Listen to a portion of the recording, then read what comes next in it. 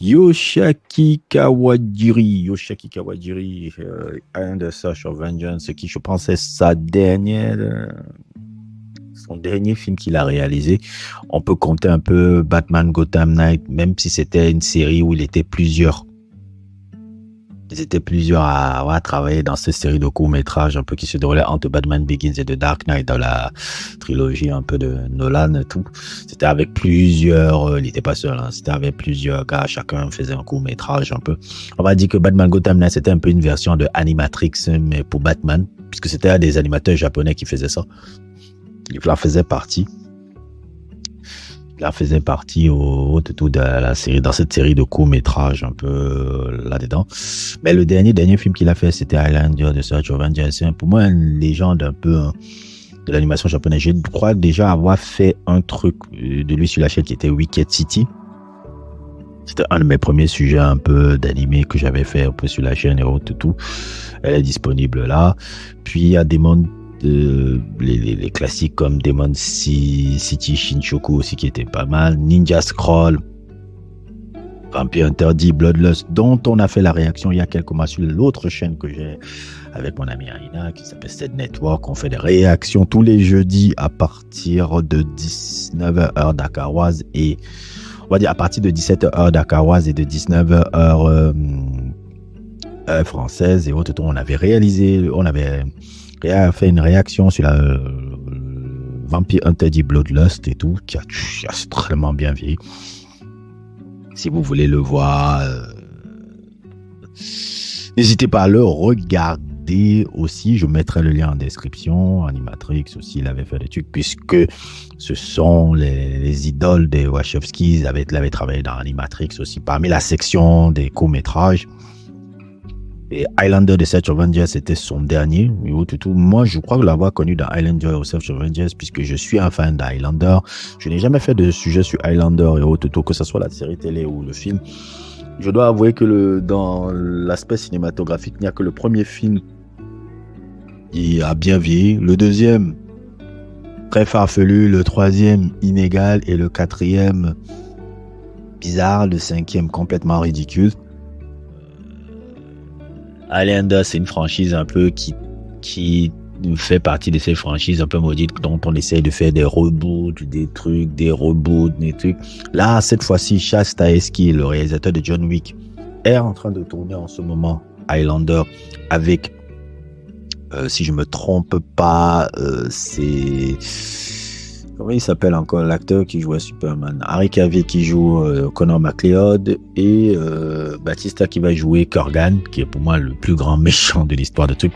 Highlander de Search of Vengeance qui avait été un truc, pas de Search of Vengeance, mais le premier Highlander qui avait été venu d'un script d'un jeune étudiant de USC, si je me souviens bien, après, qui s'appelait Gregory Wyden, si je me souviens bien encore, il s'appelait Gregory Wyden, et en dehors d'un voyage en Écosse, il était devant une statue écossaise et tout, et il est venu l'aider, mais comment serait ce gars-là dans notre monde et tout, comment il vivrait un peu un mec comme ça là, dans nos mondes et tout, et c'est de là est venue l'idée de base un peu de créer le script de Highlander qu'il a commencé à écrire alors qu'il était encore juste étudiant à l'université, et il avait mêlé, si je me souviens bien encore, quand j'avais cherché mes informations, il avait mêlé ce script-là qu'il avait écrit avec une structure narrative qui est un peu similaire au premier film de Ridley Scott, là. Je ne sais pas si vous connaissez ça, de Duelist, avec Harvey Keitel, et si je ne me trompe pas, l'autre gars, c'était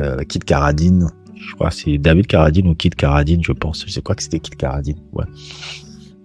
Et des Carradine, là, je pense. Et tout, qui est sur l'histoire de deux personnes qui se font un duel comme ça de temps en temps, nanana.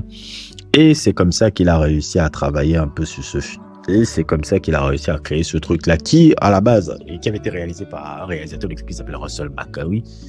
À la base, le truc est sorti, ça n'a pas fait de truc, mais la ressortie VHS a rendu culte toute une autre série de cinéphiles un peu qui l'ont apprécié à sa sortie VHS et tout. Dans la sortie VHS a fait un boom.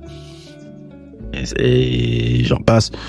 Et de là sont venues des suites qui étaient inégales. Le deuxième, c'était de la connerie. On nous expliquait que bon, les immortels là, ce sont des aliens. Après le troisième, ce qui était un remake du premier film, mais qui n'était pas vraiment le 3, mais qui est une sorte de remake du premier film, sans l'être vraiment. Le 4, qui était le film un peu qui devait réunir le héros de la série et le héros du film, puisqu'il y avait la série qui, elle, par contre, elle était de très bonne qualité. Je l'ai revue encore il y a quelques années, la série Highlander est vraiment un must des années 90. C'est pour moi l'une des plus belles séries des années 90 qui a duré 6 saisons. Elle a été vraiment magnifique, tout. Vraiment magnifique, tout. Et globalement, voilà, on avait cette série qui était faite par, comment il s'appelle, Adrian Paul, oui, qui jouait les trucs. On avait le 4, le 5, c'était n'importe quoi aussi, qui est sorti complètement en VHS, qui n'a même pas été truc, que j'avais regardé, c'était une sorte de fourre-tout de merde. Ça s'appelait De Source, si je me souviens bien, n'importe quoi.